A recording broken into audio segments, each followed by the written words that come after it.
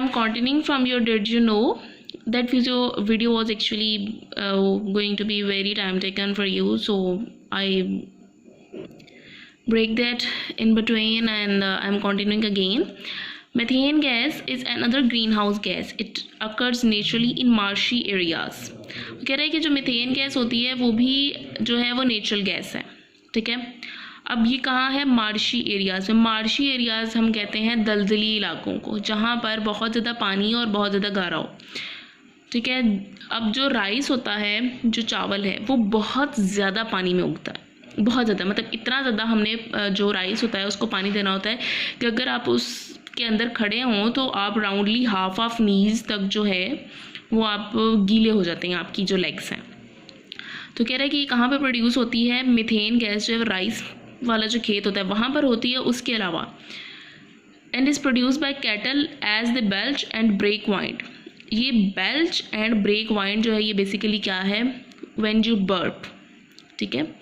जब भैंसें आवाज़ प्रोड्यूस करती हैं खाना खाने के बाद, जब आप भी ज़्यादा खाना खा लें तो क्या है कि एक वॉइस प्रोड्यूस होती है जिसे हम आम लैंग्वेज में डकार कहते हैं। तो उस दौरान जो प्रोड्यूस होती है गैस कैटल्स में उसे हम मीथेन कहते हैं ड्यूरिंग बर्पिंग।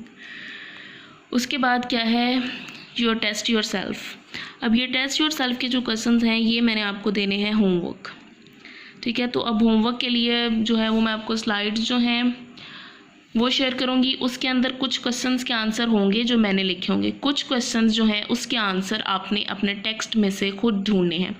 जैसे name 3 gases that can cause rain to be acidic. अब कौन सी 3 गैसेस हैं आपने यहाँ पढ़ी हैं? कार्बन डाइऑक्साइड है जो कि एसिडिक है, ठीक है। उसके अलावा यहाँ पे क्या है? सल्फर डाइऑक्साइड है और नाइट्रोजन डाइऑक्साइड है। ये 3 गैसेस हैं। तो इस क्वेश्चन का, सेकंड क्वेश्चन का आंसर जो है वो ये होगा। इसी तरह explain how fossil fuel cause air pollution. तो फॉसिल फ्यूल एयर पोल्यूशन कैसे कॉज करता है? आपको यहाँ से burning fossil fuels produce harmful substances that cause air pollution. Simple, एक जो आपकी सेंटेंस है, एक लाइन का आपका आंसर होगा, ठीक है। इसी तरह what happens to the heat energy that reaches the earth from the sun। ये अब जो क्वेश्चन है इसका जो आंसर है वो मैं आपको स्लाइड में लिख के दूंगी, ठीक है।